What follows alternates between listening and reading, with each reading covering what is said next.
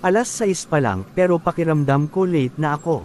Sa kumpanya naming mahilig sa initiative, pero ayaw magbayad ng overtime. Alam mo yun, yung parang may utang ka sa kanila kasi empleyado ka.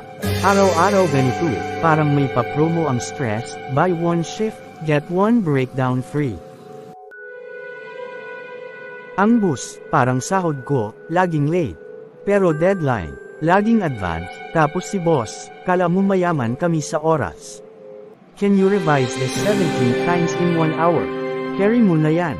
Oo na lang ako palagi. Alam mo bakit? Kasi kung hindi, may kasunod na email. Noted, let's talk. Ayoko ng let's talk. Mas malupit pa yun sa we need to talk ng ex ko. Elevator ka rin ba ng kumpanya namin? Umaangat lang pag may kasama kang boss. Pag ikaw lang, ayun, stop, at sa bawat floor, may memo. Sa taas ng stress ko, kahit CR may deadline na rin. Minsan iniisip ko, di kaya prank lang to lahat. Life prank. Surprise. Wala kang life.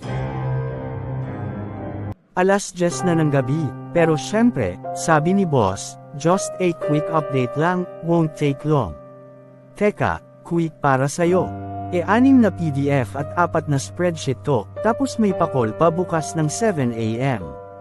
Kumpanya namin, flexible hours daw, oo nga, flexible sa pagka-burnout mo. Ako na lang hindi nagre-resign kasi hindi pa ako nakakabili ng shampoo.